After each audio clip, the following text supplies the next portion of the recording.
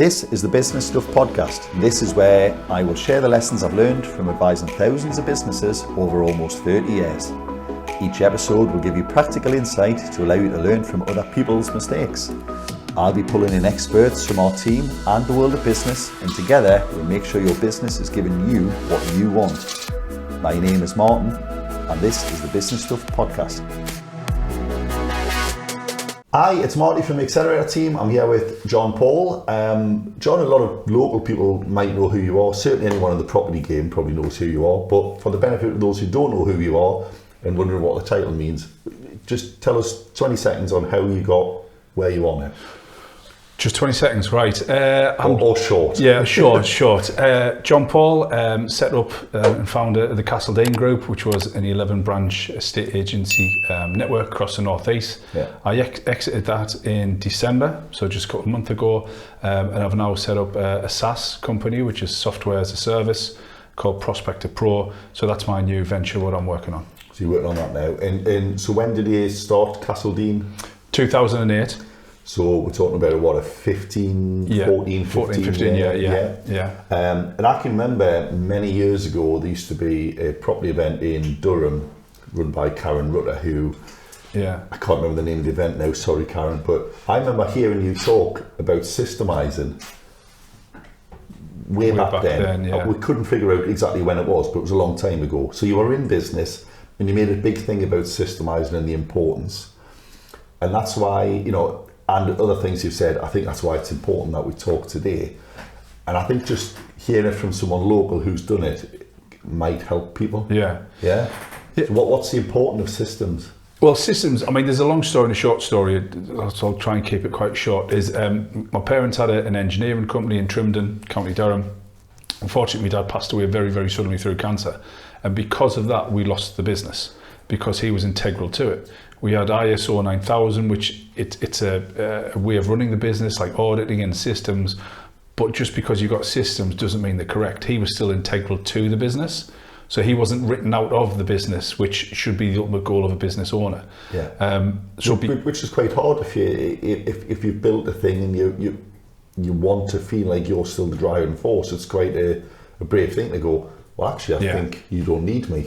It depends on surely is like, if you're going to sell, you have to work towards that. Have to. It depends on the size of the business, but normally it's about 90% mindset, 10% operational.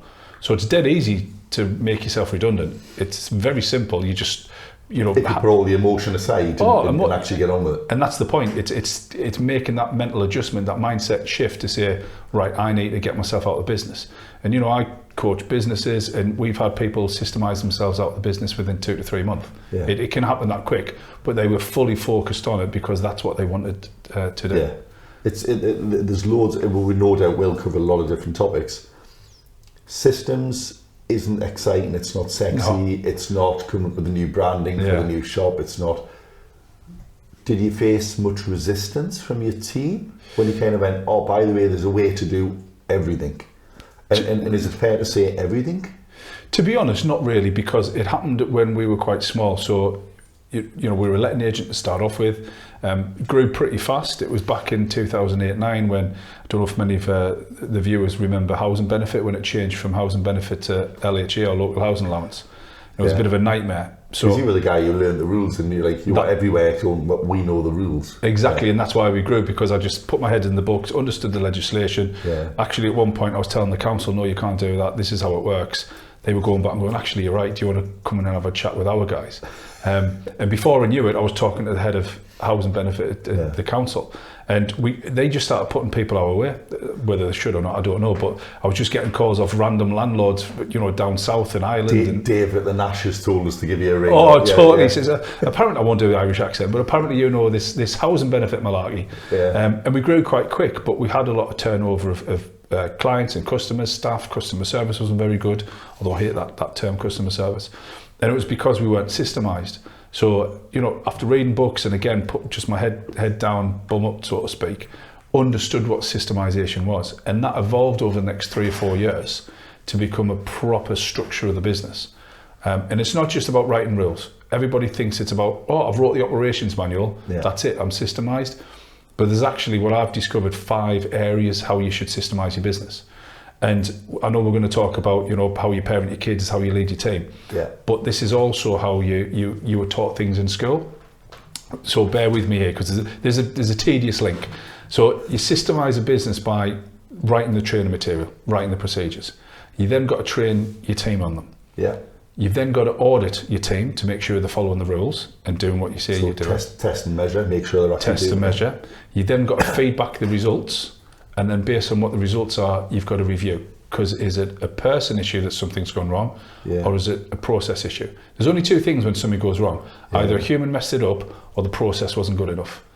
If it's a human that messed it up, if it's you or I, then there's another two options it can be. They've either ignored it, or they didn't know not trained. it. So it's a skill or a will. So it's ignorance or ignored. Yeah. Ignored is willful, they've done it. Exactly. Skill or a will. Ignorance is they just didn't know about it. We call it skill or a will. Skill or great. It's exactly the same thing. So then if it's a skill, you train them. If it's a will, it's a motivational issue. It's willful, like you said, then that's a different conversation. Yeah. So relating that back to school or college or uni or whatever your last education level was, you're given the topic, say it's Henry VIII and his wife, just for argument's sake. You then taught it. You then have a test, exam, assignment. You then fed back the results of that. You know that you got a B minus. Exactly, or in my case, a D or an A, so therefore you've got to resit it, which is the review. and here's what else you need to do to improve. Exactly. Which is part of the, So it's the whole educational system, but put into an operational and a business setting. So most people in after school kind of think, well, I don't want to go back to school. Yeah.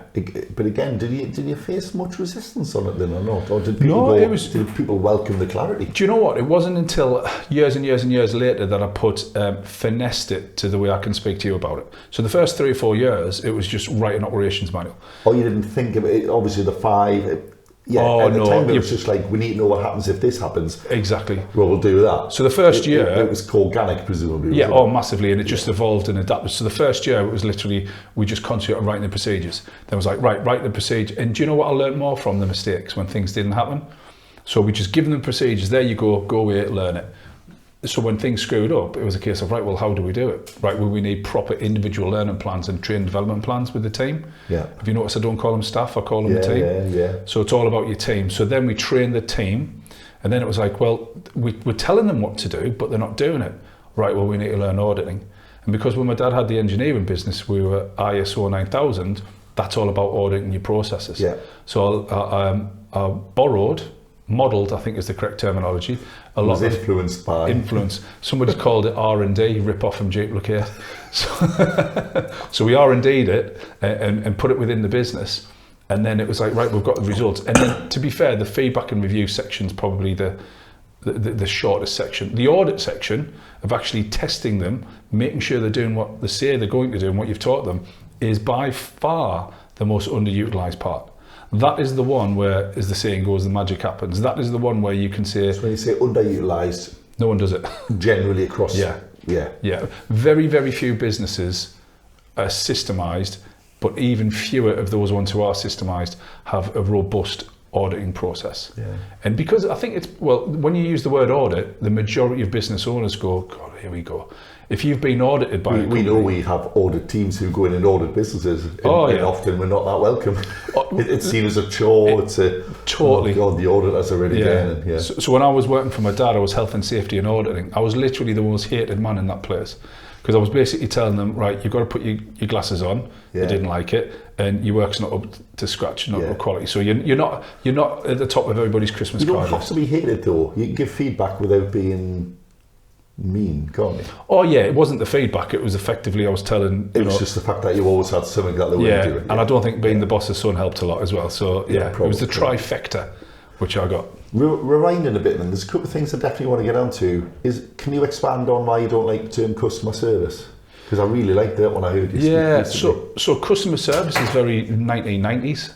You know, in fact, they've been on the phone, they want the phrase back. It's really, really an old-fashioned way of looking at something. It should be about the customer experience. So customer service is when you go to a nice restaurant and you drop a fork on the floor and how quickly it gets picked up and cleaned.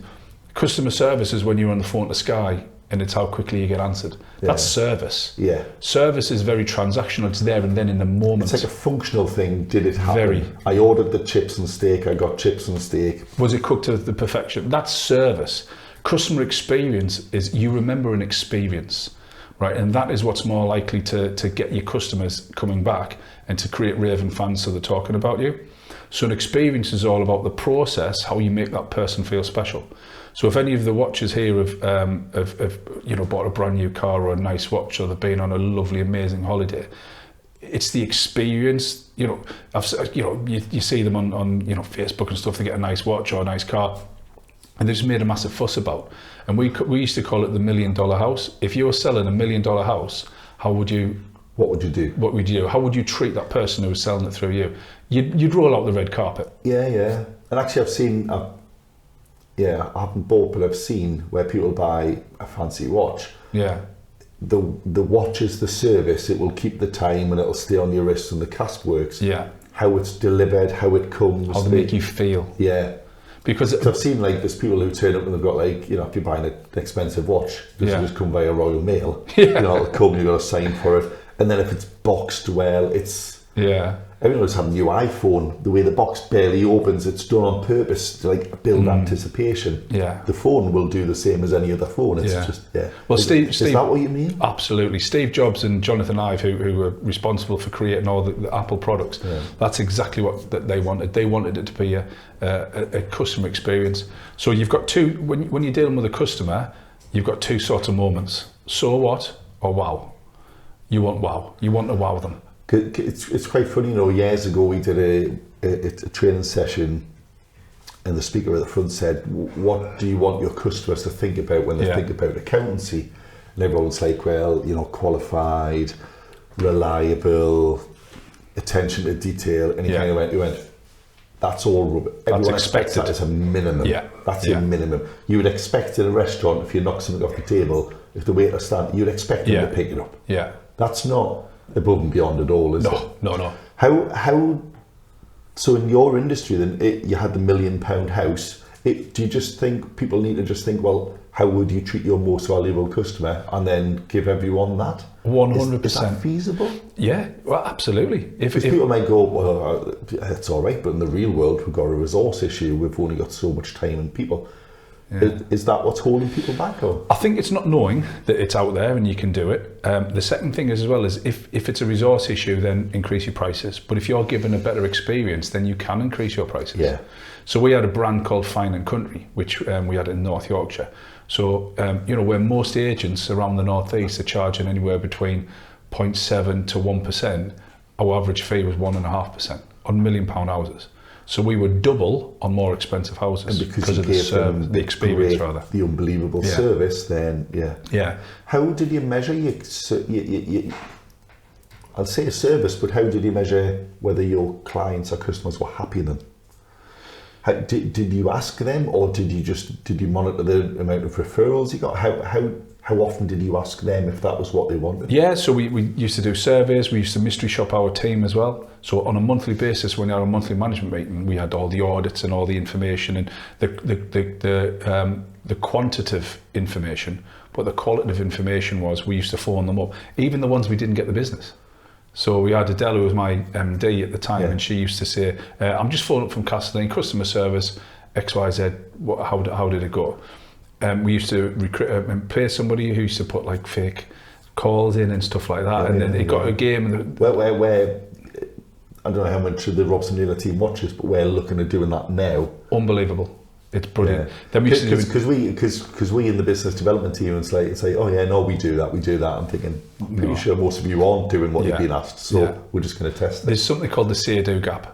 Right, what you say you do and what you actually do, there is always a gap. Yeah. And the idea is to try and minimise that. Now, as business owners or people who are passionate about the business, you think your so-and-so doesn't stink, right? Well, unfortunately, it does. It's just how you find out where you're going wrong. Yeah. So it's like, you know, everybody thinks the kid's the best kid in the world. You know, a lot of parents look at your kids through rose-tinted glasses. Little Johnny's perfect. Oh, exactly. But he's bottom of the class. He's thick as, and he's eating mud in the garden. Like, he's not. He's special. Let's put it that way. So you know, but you can't look at your kids like that. You can't look at your team like that, and you can't look at your business. You've got to be open and honest and say, look, there are problems. This is the bottleneck. Most of the time, it's the business owner. These are the issues. How do we solve that to make the business better? We're going to come on to bottlenecks, because I think the way you talked about bottlenecks and biking. I'm going to do biking and then bottlenecks if you'll allow But that. Hell's Angels biking or But how often would you do things like the secret shopping and that? Was that just a continual thing, or did you do it once every 6 months? No, monthly. In the new business, we're going to be doing it even more than that. So because all our calls are recorded and et cetera, and we can talk about that later, but you should be constantly doing it. The bigger you get, the easier it is, because you've got the income, you've got the revenue. You've got 100 people to pay for the person to do it instead of... Exactly. Yeah. But it's like a hockey stick approach. There are various levels and barriers in business. Levels that once you get to a certain level, you should be doing X. You should be bringing things internally. You should be, using current resources. But it's the same with barriers. Until you get to a certain level, I can't afford that, I haven't got the resources. And it's just finding out what those levels are, therefore you can bust through the barriers. Yeah. Well, you've mentioned kids and your team quite a bit. I haven't really thought how I'm going to do this, but if we were doing a bit of role play, I would say as a business owner, that's all right when you've got a big team or you're saying I'm the bottleneck. I'm the one who keeps us all on the road here. Without me, it would fail. Yeah. And you talked about a couple of interesting things, and again, any listener or watcher, this won't be news, but I think the way you phrase these things just struck me as a local lad, even though you're a southerner to me, but a local lad. Rag your roles. Yes. Like rag here, it's like you rag someone. You rag someone. But also rag your roles.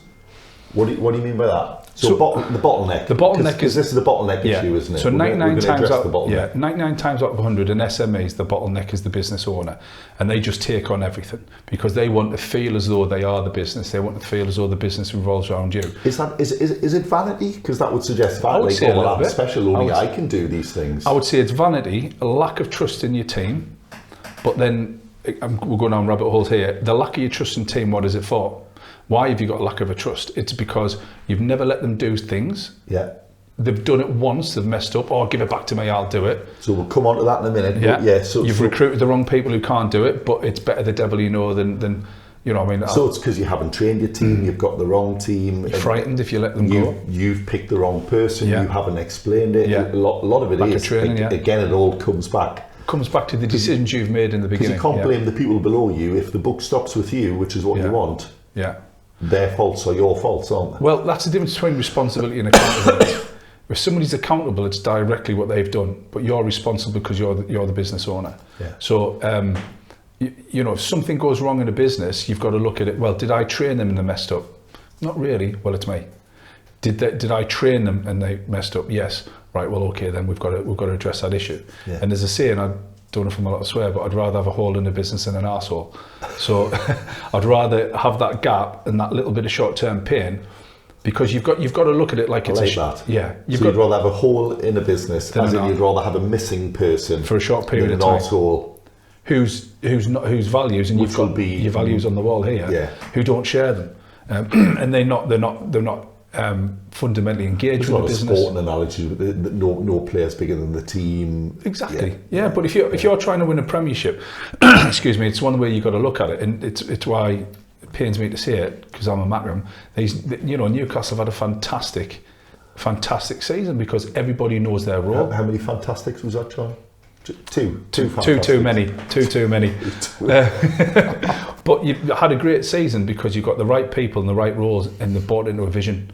The leadership team's there. Because most of it is a change in mindset, isn't it? What's happened there, to be fair. It is. It's because it's not a dramatically new team. And you haven't got a team full of world beaters. Yeah. You're not a City or an Arsenal or whomever, but you're punching well above your weight, and that just goes to show you don't need. It's fantastic, isn't it? Yeah. Well, for you it is, not for me.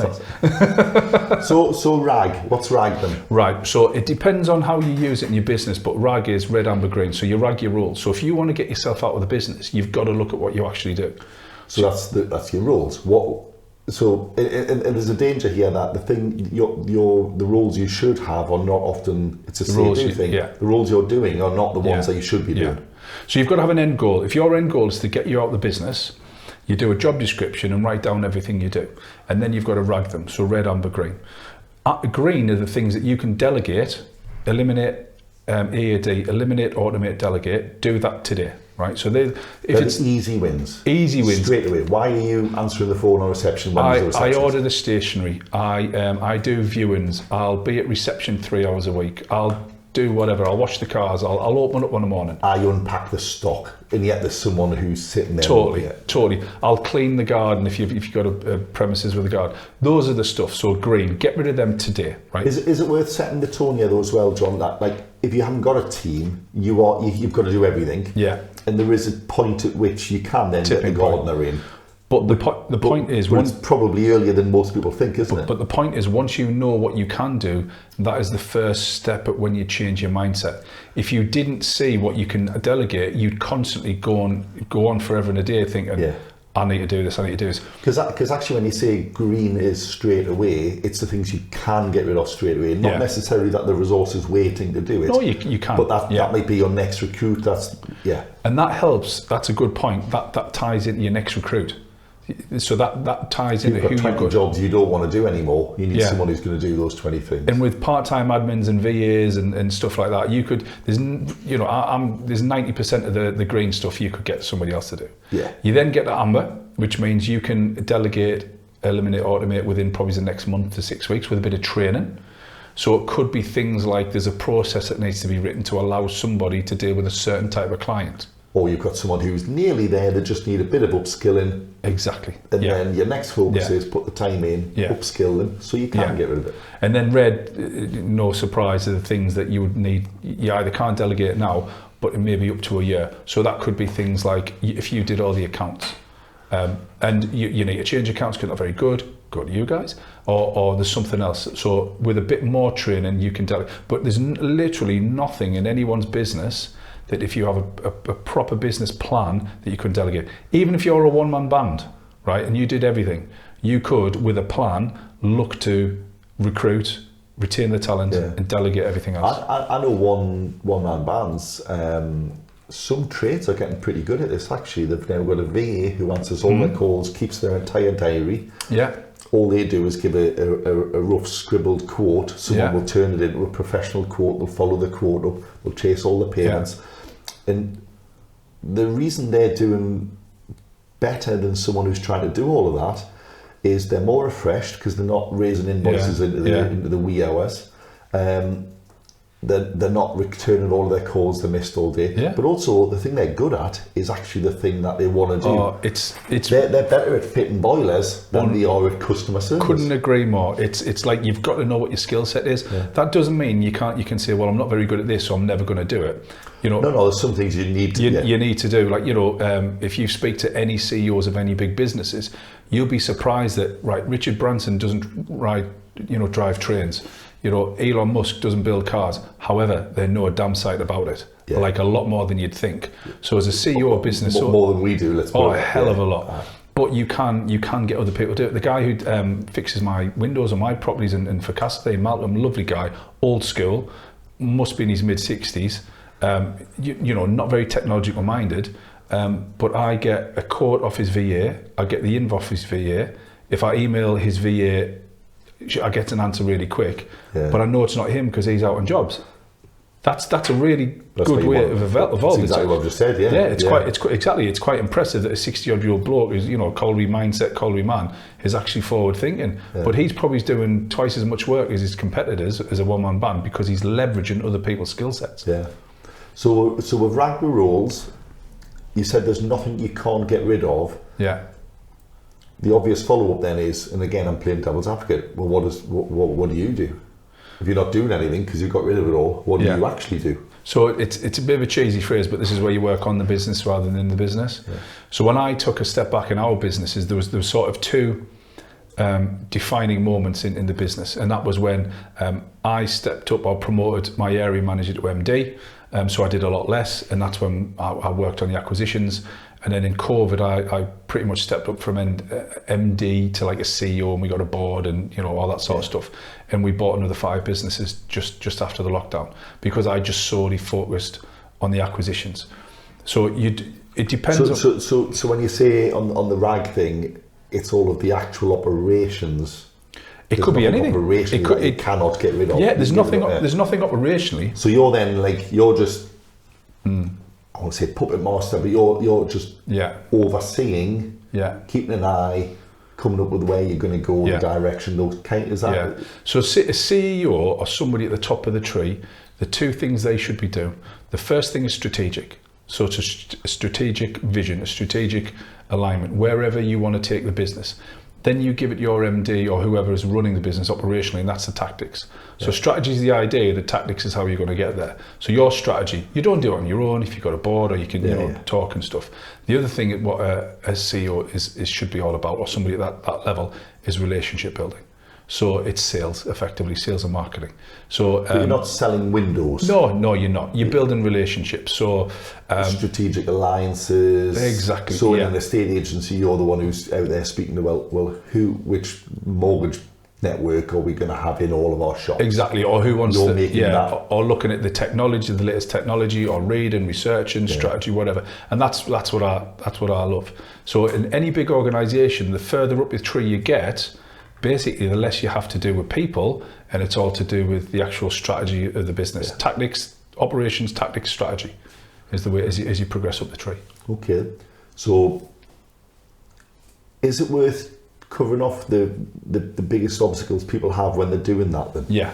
Because we talked about vanity, we've touched on maybe they're just not very good people person, they can't run a team, they're not good at man management, they don't know how to train people. How do people get over those obstacles? Because there'll be people who kind of go, I've heard this 40 times, I just cannot get it done. Where should people start if they know this but they're just not getting it? Do you know, well, a couple of things is one, it's always great hearing or speaking to somebody who's done it before, right? Because then you know it's not impossible. You're not just theory anymore. No, it's not theory, it's practice. Oh, this is what you did. Exactly. That's doing it the first time is always the hardest. So I'm in my ice baths at the minute, right? And it sucks. Like there's no one ever said ice baths are cool. They're just on every level. They're just crap. I mean, they're actually cool. Oh, they're very cool. Yeah, they're freezing. But I do it because it sucks. The first time I did it, I put it off for about a month. I bought it, just sat in the garden. Did you? Yeah, but it was just, I was reading, I was researching, I was getting in my own way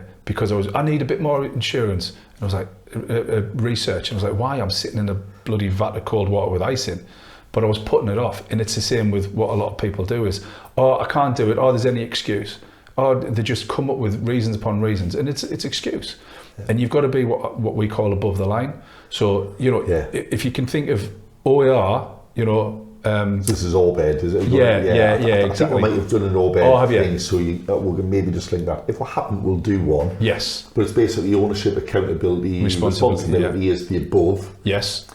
If you're not taking those things, then you're blaming, excuses, and denying. Yeah.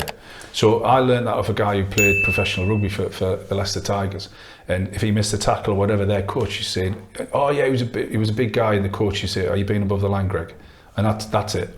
So I'm very much about that. So don't be blaming everybody else the reason why you can't. Look at yourself why you're not allowing you to do it. Because a simple real life example for business owners then is, why did that go wrong? Oh, Dave did it wrong. Yeah. Actually, you didn't tell Dave the right way. To do it right, yeah. Or you recruited Dave. Or even if you you haven't dealt with Dave. Exactly. Either way, it's you. And if you start with, well, I could have, I should have, it was me. You get faster results. Yeah, there's a question actually that relates back to when you recruit people. So when we recruit people, you've got to recruit on values, not capability and competency. Yeah. So if you, don't get me wrong, you want to have both. You want them to be capable and competent and have the same values. Do the job. Yeah. Exactly. But you want them to have the values. One of the questions that I always ask in recruitment is if you could change something in a relationship, be it personal or social or professional, what would have to happen? If they say, they think about it because everybody does, well, they would have to do this or they would have to do that, blame. If this says, well, I could have been this, I could have been that, right, you take ownership and accountability. It's not foolproof, so actually, my wife does get you need to start talking less. I need to put earbuds in. Right, I'm with you. Yeah, if that works. It's not her fault for talking, it's my fault for listening. Exactly. Right, I'm with you. Set the expectations. That's actually really interesting. Because I think you might have said this, but your interview process, do you have like a 2-stage interview almost? Sometimes 3 or 4. We're hiring a sales manager. We've moved to this now for a lot of our recruits, because, you know, when you came in, you saw our values are literally on the wall. Because again, there's a presumption that everyone who comes here can add stuff up, will turn up. Yeah. They're things that are like base levels. Yeah. We want people who are going to be part of the team, who are like us, or like what we want to be. Yes. You know. Yeah. No, again, we're recruiting for a couple of people in the tech company at the minute, and I've already had Zoom interviews with a few. We're going to have at least another 2-stage interview process, and then we'll possibly have a live demonstration, because it's sales. So I want them to hit the phones and sell stuff. Yeah. So it'll be a 4 or 5-stage process. Now, what that'll do is that'll weed out the crap. So people who aren't into it and don't want the job will see them. Yeah. They'll fall by the wayside. But again, anyone can anyone can play well on one Saturday. You can turn up once, can't Once you? and play have a good game. Once. Yeah. If it's 5 games in a row, you're thinking this kid's special. Do you think it's better than, you know, you mentioned the hole and the arsehole? Is it better to have a need for longer but fill it better? 100%. Rather than just you need someone. Yeah. You're free. You're in. Hire slow, fire fast. Yeah. Like our recruitment process. That's me follow up. I was going to say, because you get what happens. Because despite all that, you can still get the wrong person. Can't you? Oh, totally. Because everyone can interview well. 5 times is a bit of a stretch, but they could. Yeah. And then it's a case of, right, well, this is where we have to manage them very, very carefully. We've got to train them a hell of a lot, and then we just monitor their attitude. And then, you know, you have regular communication. So you can't over communicate, but you can overshare. So you can tell them too much information, you can't too much personal information, but you can't have too much conversations or communications with someone. Obviously, you don't want to take them away from doing the job. Yeah. But nobody said, I left that job because they spoke too much to me and told me what was going on in the company too much. Because they asked me if I was okay too many times. It's never happened in the history of work, ever. The reason people leave is because, in fact, people don't, I mean, it's another phrase, people don't leave bad companies, they leave bad bosses. So it's the bosses not telling them enough and not communicating. On the fire fasting, how does your fire fasting work here then? Punch them. No, we don't. It's a case of we measure their performance against what we've recruited them for. So job description. Quite interesting. Sorry, go on, because you're going into exactly where I was hoping. So we've got a job description which says, and we give the job description out at the recruitment stage. In fact, it's a case of, if you want to know more, please ask for a job description. So what we want them to do is, it's a bit like... So they see the job description before the interview even? Oh, 100%, because we're saying this is what we're recruiting you for. Don't come unless you can do some or more of this, but so again, you're setting the rules straight from the off. You're setting expectations, aren't you? It's like, it was clear from the off that we wanted you to answer the phones and clean the windows. So we've just done the sales manager role, and if anyone's connected with me on Facebook, have a look at me. You're also Prospector Pro on Facebook. We didn't say we're recruiting, give us a call. It was, we're recruiting, here's the job description. We said you need to do B2B, ideally sales in estate agents, but don't worry, full training's given. And it was exactly what we wanted. Run a sales team, brilliant. We've still had a ton of people. There's like a lot of people who want but that's our process. So now they know what is expected of them. We have the interview, that forms your guide about what you're going to talk about. So a lot of people think when they recruit, well, what do I talk about? You bloody talk about what you want to recruit them for. You don't talk about the weather and, you know, what if I mean, be civil, but but you want to get straight to the point. It's like, hi, you know, how are you doing? Blah blah blah. Have you done this before? How did it go? Where did you do it? Yeah. And probe into it. If they say, I've run a team, great. Ted, tell, explain, describe. Describe to me how you grew a B2B team to 16 people, or explain to me X, Y, Z. How many people were in the team? How long did you run the team? Exactly. Yeah. You score them, absolutely fantastic, great, because you need to score them on the same questions you're going to ask candidate 2, 3, 4, and you can compare and contrast. Because you don't ask them the same thing, how the hell are you going to make a decision? You then end up just going off your gut, don't you? But also, we've got inbuilt bias and heuristics. So we're biased about everything. So it could be, well, he was a canny lad, him. He supported Sunderland. Yeah, he's a decent lad, him. Or he's a mag. Oh, he's not getting it. But when you look at it, Jealousy never leaves you, does it? Never. You're always just bitter about it. Just look at the last 6 times we played it. Anyway, so it's... Probably we can, but league table is the ultimate decider, isn't it? You're right. Right, Saudi money gets you everywhere. So... right, it's on. No, but when you... because it could be your bias, it could be... I, on a personal level, connected with them.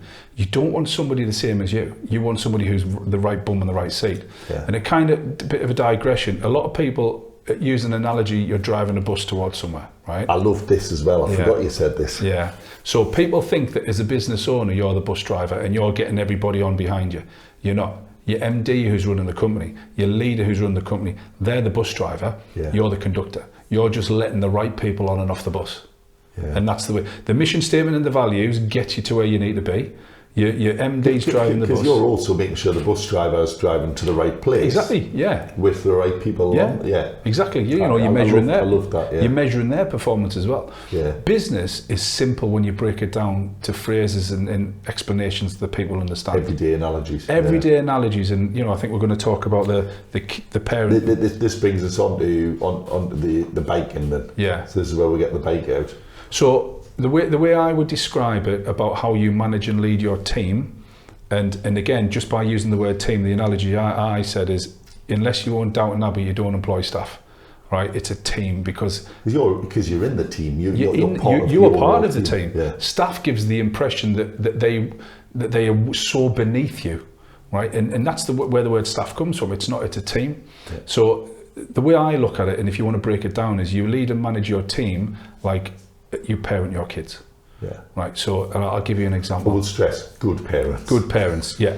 I'm not going to, bad parents. Not all parents. Yeah, not all parents, but good parents. If you want a well-developed, rounded child who's going to go into a well-developed, rounded adult and succeed in life. Because like we said before we went on air, the purpose of a parent, the sole purpose in my opinion, is to train and develop and nurture your child for life without you, to be a well-informed, rounded member of society, to move out and succeed. Exactly, right? Yeah. Kisses and loves and cuddles, and that's not your aim, that's the how. Yeah. That's how you do it, which is different. So if you want your kid, like in my case, I've got 3, but we'll use Bella who's 7. I'm not going to look at her through rose tinted glasses. I'm going to teach her the difference from right or wrong.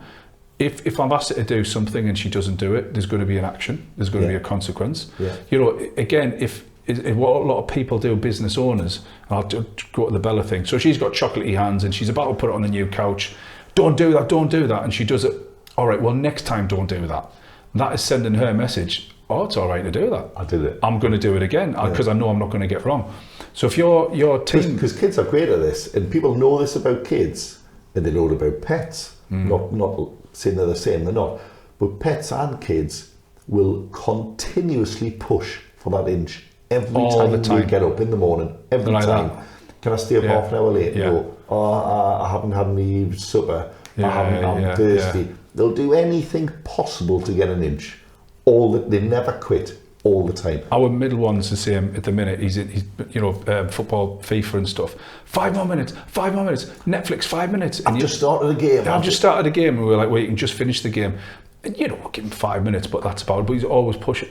So if you look at the way you want your kids to turn out, that's how, and develop them. That's how you want your team to turn out and develop them. And the bike thing, which we spoke about, is what a lot of business owners do, and this is where they can't, the mindset, and they're the bottleneck, is if they ask somebody to do something, they don't give them the relevant training, they don't show them how it's done. When the person fails, and they will fail, right? Nobody's got a 100% record.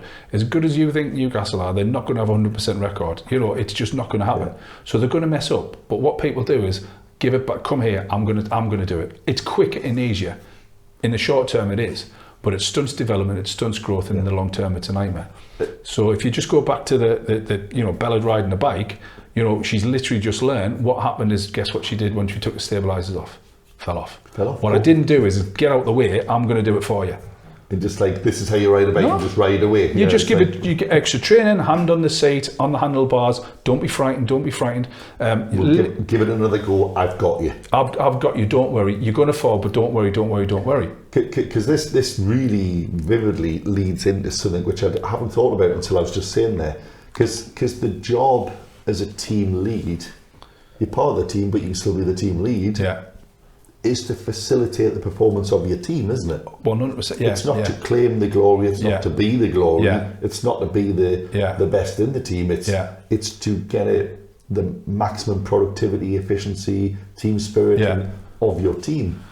So think about it, right? You've got a couple of kids, haven't you? Right. Yeah. So when they do well, do you take the credit? I was like, yeah, they're mine. Yeah. She's got an A. It's all because of Dad. Yeah. It's because I sent you the right YouTube link. Exactly. But you put the praise on them. Well done. It's hard. Put your praise on your team. Work. Yeah. But what happens if they're hurt, or what happens if somebody, like we're saying at that party, somebody goes to being a little bit rough with them? You defend them. Yeah. Defend your team when you need to. Put praise on them when you need to. Don't take the glory. What that builds up is loyalty that you cannot buy with money. What you don't want people to be is money mercenaries. It's really difficult to recruit and retain staff at the minute. And if you've recruited well on values, then it doesn't matter what people get offered within reason, money-wise, they'll stay loyal to you. And you want that. And again, that kind of builds up. Well, it doesn't it builds up a positive culture in your business. Yeah. People, we said before, they don't leave bad companies, they leave bad bosses. But if you've got the back when you need to, you push them when you need to, you tell them off when you need to, which is the right thing to do, not just because I'm bigger, I'm shouting, I've been here the longest, I've started the business. It's needed to, and there's a genuine reason. People respect that. Yeah. People know. Clarity. People like to know what the crack is. Exactly when they're done right or done wrong. Yeah. I mean, what it was. My mother was a tough one. Yeah. In that you could do something one day and you would be absolutely fine. She'd have a laugh with you. The next day, if you did it, you'd get a clip. Oh yeah. Didn't work that. It was really hard. Yeah. So God knows how I managed it. Not that she was a bad mother, far from it, really good. But sometimes just her quirks, her ways. Yeah, just like suddenly you go. Yeah. Why was that any different? It was really hard to understand. You couldn't understand why the response was different. You can't run a business like that. You have to have certainty. You've got to be fair and you've got to be consistent, because you can't send mixed messages. Again, going back to the kid analogy, just imagine where your son or daughter says at 9 o'clock, "Can I have some fizzy sweets, Dad? Can I have a Coca-Cola, lemonade?" No. Then the next night they ask, they go, "Yeah, of course you can." They're thinking, what the hell's going on? You've got to be consistent in the way that you run your team, because there is a saying, give an inch, take a mile. Yeah. They will do that. Yeah. You can't expect top results when you're not consistent in your instructions. I presume there's a point, John, where if you are consistent in that delivery of the messaging and the values and the production, the process, at some point you don't need to, because the team will self-regulate. Self-police, yeah. So if you've got 5 people in and you've got a new team member who tries to have the sweets at 9 o'clock, and you go, oh no, we don't have sweets at 9 o'clock. We don't do that. That's not what we are. And that must be a nice moment where all of a sudden you're not having to enforce it. It's brilliant actually, because that's when you know you've sort of stepped above your role in the business, your initial role. And it's like it's a self-promotion. So somebody else has taken that role as leader and facilitator, and you've taken that step up. So there's a guy, I mean, people have probably heard of the Storm and Norman performance sort of analogy. When you form a team, you storm, you run away, you run ahead with it, it becomes the norm, and then you start performing. What you've described there is the performing part. I think it's called Tuckman, Richard Tuckman or something. It was an American guy that came with it. It's also, if you want to take it, another analogy is a guy called Ken Blanchard. This is theory, but we've done it in practice. He talks about when you coach somebody, when you delegate, when you manage, when you lead, when you supervise, and that's called situational leadership. And when you've got a new team, you coach them. You don't delegate to a new team because they haven't got the training. Because you can't do it yet. Exactly, but also you don't micromanage a very experienced team, looking over the shoulder all the time. So a skill set that you've got to learn, and you just evolve it, you adapt it, is how you train and how you coach and you manage different people. You don't manage everybody the same. Alex Ferguson, probably is the best manager this country has ever produced. He said hard. Yeah. I mean, we can practically see the ground from you know what I mean? Yeah, well, apart from that one. But he like how he managed Roy Keane was completely different to Beck's, completely different to Scholes. And you've got to look at it like that with your team. You've got to know when to put your arm round, when to get the hairdryer out, when to throw a boot. When to kick a boot at his face, yeah. You've got to know the differences, haven't you? Yeah. John, you've been very given with your time and very, very grateful. I'm sure the viewers and the listeners are loving it. But if you could leave us with one thing that business owners just keep getting wrong. Yeah. It can be a repeat of something we've already touched on, or it just one thing. So if you go into a new business and you go, this one's always there, this fault is always in a business. I would say the culture. Trumps, because I think Ivan Meisner, who's buying B&I, says culture eats something for breakfast. Strategy for breakfast. Producer James chipping in there. Culture eats strategy. It does. You have all the best plans. We've got the wrong people with the wrong attitude. Yeah. Well, everybody used to think I was all about systems. I was all about people. People write the systems. People produce sales and marketing plans. People build the strategy. People follow the strategy. They improve things. So you're not the systems guy after all these years? I only did it because no one else was doing it. So it was an easy win to promote myself and coaching and stuff. But you're actually the people guy. It's got to be people. People make a business. Yeah. You look at any business, and if it's working well, it's not down to the systems or innovation. It's down to the people that's driving the systems, driving the innovation. Apple never came up with the iPhone. Jonathan Ive did. It's not the best phone either, to be blunt. Pick anything it does, there'll be 20 handsets that do it better. But it's the culture and it's the people behind it. So, just a quick one. The 4 sort of documents I would always suggest that people have is a value statement, which is your values, and that's sort of your moral compass about how you're going to achieve things. Your mission statement, which is your goal, where you want to be, and it's got to be measurable. So it's like, if you've just got, I just want to be the best agent in County Durham, how are you going to measure that? What do you mean by best? Most houses sold, best customer satisfaction, most profitable.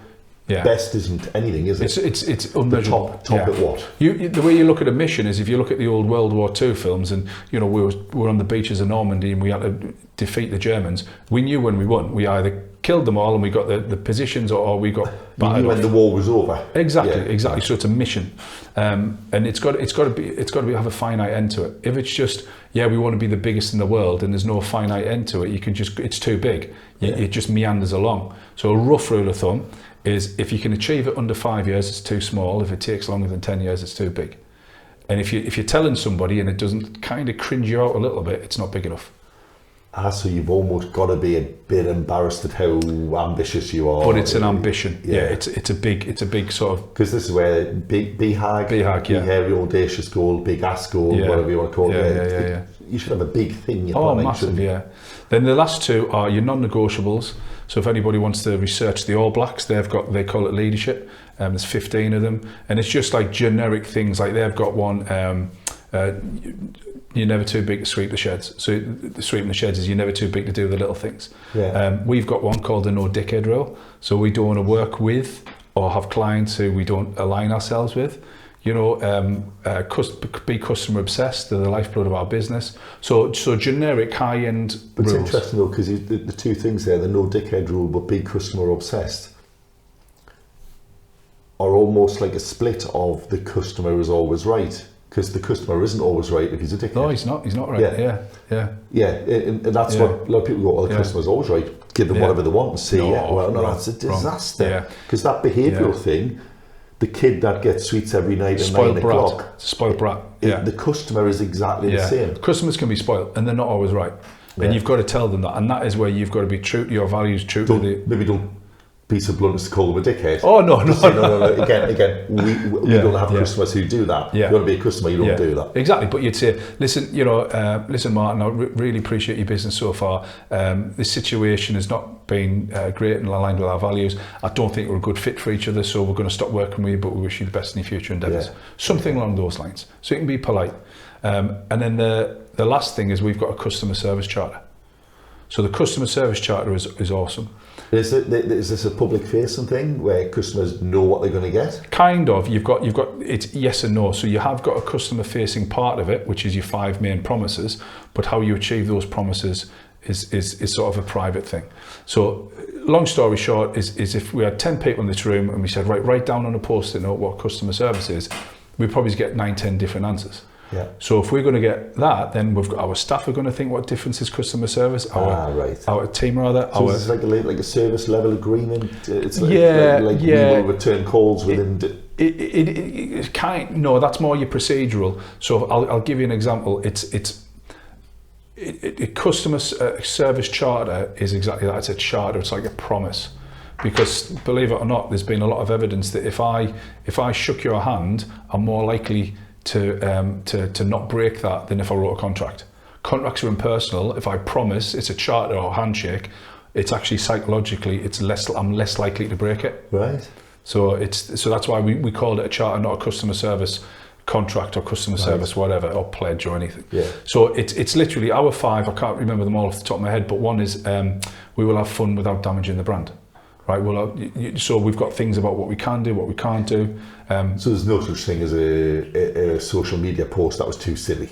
Yeah, well, as long as you haven't damaged the brand, it can. Yeah, but you should have a branding. You can have the sombrero on it. Yeah, you've got to have branding documents of what your tone of voice documents. So I get that, but yeah, you're like, ooh, well, I wouldn't have said that. Well, but you haven't damaged anything. Yeah. It's just. Yeah. So one of the guys I coach, he's another estate agent down south, and he said, "Oh, we want to always have fun." And I went, "Oh, fantastic." So I'll give him an example of what we used to get up in college, and I went, "Is that okay?" And it wasn't illegal, by the way. Was that okay for you to do in your office in front of your staff? Well, no. I said, so put without damaging the brand. Yeah. That's important that you do that. We will always make you feel welcome. So now is your time, it's a bit of fun time with your team to decide how do we make them feel welcome. Because without damaging the brand's an interesting addition there, because having fun, if you just said we're going to have fun, well, you wouldn't do any work, would you? Well, you wouldn't, yeah. Because work's not fun necessarily. Yeah. It's but if you don't return your calls, you damage the brand. Exactly. Or if you put the wrong thing out, you damage the brand. Yeah. If you say the wrong thing, you damage the brand. So a couple of one would be in a phone call, like put a smile in your dial and always sit up straight, because how you come on the phone it can manifest itself into the conversation. Never interrupt, always ask clarifying questions if need be. Repeat what you're going to do specifically on what you're going to do with dates and times. Ask him if there's anything else. Always leave with a positive phrase. Martin, it's been absolutely fantastic. I'm really glad we resolved that. Is there anything else you want to talk to me about? Things like that. So when you mystery shop, looping it back. Are they doing those? Are they doing it? Because we can now score them. If you had a conversation and I didn't have a customer service charter, what you thought was good customer service could be different to me. Not now. You've signed up in your employment contract to follow this customer service charter. Yeah. I like that. It always, and you can have, there's 10 things, 10 modules that if you have a good business should be in. Personal optimization, like you as a leader and a CEO, how are you making yourself more efficient, more effective, healthier? Then you've got recruitment, training, development, systems, KPIs, financial management, loads of stuff, right? You can have a good business with 7, 8, 9 of them. You need all 10 to have a great business. Yeah. So it's like a jigsaw. To really stand out. To really stand out. And again, it just depends on what you want. If you just want an okay business that pays you an okay wage, have 4 or 5 that are brilliant. Because it's interesting that we see there's probably maybe 4 styles of business. There's what I would call the hobby. Yeah. Someone who's got a full-time job and they're just making a bit of money on eBay or the craft fair. It's a bit disrespectful to say it's just a hobby, but they're not in business. It's like a side hustle, isn't it? Yeah. But then you have, what's often called the lifestyle business. Yeah. A business that all it does is gives you a wage. Yeah. It doesn't run without you at all. It literally stops if you're not there. That's normally a one-man band. Yeah. But not necessarily. There's some. We've seen businesses with 50 people in the team, and all it does is give that person a wage. You think, you're taking all of that risk? Yeah. Why don't you just get a job? You've then got businesses that do all right, and they seem to stand out, but then every now and again, we've got businesses who just absolutely trounce performance-wise what's going on. And that's the difference, isn't it? You solve all of these bits, that's how you really get that multi-million pound business, isn't it? And I think it's not that you can't make a lot of money on 6, 7, 8 of them, like you say, but if you want to get them all, it's tough. The product or the service is almost, not all the times, almost immaterial. It's the way the business is structured. Yeah. So I always remember sorry, John, and not to interrupt as one of them, but there's proof in that, because if you look at which businesses, if you look at the acquisition trail in the Northeast in the last 10 years, there's businesses of any kind of walk of life who've sold out for multi-million pounds. Yeah. It's not all just, you've got to be in, like gold mining and there's nobody place to be. Banking, finance. Make money anywhere. No. Sandwich shops can make money if you get it right. And it depends on the situation. This is going to, again, down a little track, and the way that business is valued, and there'll be certain multiples in I know the tech businesses is mental, estate agencies and that great, solicitors, accountancies probably similar. But if and again, it's pulling it back. If you can't go away for 3 months and have nothing to do with your business, you haven't got a business. Yeah. You're self-employed. It doesn't matter how many people you employ, it doesn't matter what your turnover is, it doesn't matter if you've got a 50,000 square foot office. If you can't go away for 3 months, or if you do go away, you come back and it's not run as well, you're just self-employed. And there's nothing wrong with that. In fact, that should be the light bulb moment to go, right, well, great, I'm self-employed, therefore I can't really sell the business or maximise the selling opportunity. How do I go from there not get as much money to there? Yeah. Exactly. How do I go from there to there's there? There was a great bit of research years ago, I can't remember who it was now, but it showed quite well that if the business owner knows the names of their customers, their business isn't as valuable. Yeah. If you knew every landlord you acted for, Yeah. that would be a massive bottleneck. Crazy. It would inhibit growth immensely. And you have to accept that you're not going to speak to all your customers if you're going to have a business. It's actually, when you talk about management layers as well, it's like when you've got like a sales negotiator or a lettings manager or somebody in a business who's on the shop floor production line, and all of a sudden they are promoted to a manager. That's a similar mindset shift of, like, for instance, on a Friday, somebody was managing houses in our business, but on the Monday when they got the promotion, they're managing people. There's a big difference. Yeah. And that's a similar mindset shift of, if I know, Martin's got 5 houses and, Timmy's got 3 houses and Lucy's got 14 houses. That's not where you want to be in a business. People are coming to you then. You shouldn't have anyone coming to you. And one of the things I used to do was people say, can you help me with this? I would always copy in the relevant person, and I'd be a bit self-deprecating, saying, look, they're far better at me, you just need to speak with them. Yeah. And again, sales calls, it's like, I think I said at that talk, be obsessed with your time. Value your time more than oxygen, because I can make more money, I can have more relationships, I can build more wealth. I can't get more time back. Yeah. So if anybody came to me, I mean, as a business owner, you'll probably get it. I used to get people trying to sell me stuff all the time. My favourite funny one at the moment is people reach out on LinkedIn and go, do you want to buy in some tax advice? Like, I'm literally called the tax party. Like, I am a tax advisor. Why the hell are you? I had just read the profile, man. You're wasting everyone's time. I had Keller Williams, who's a big US brand, and I had Purple Bricks, who's just been bought for £1. I had them ask me if I wanted to go self-employed with them, and I was like, you've not read my profile, mate. At all. You just haven't read it. But I don't know where I was going with that.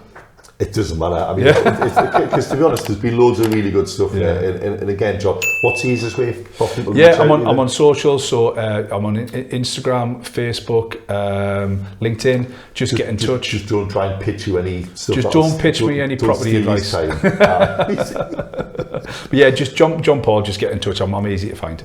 All right. Listen, John, that's been awesome. Thank you very much, man. Thanks for asking us. Cheers.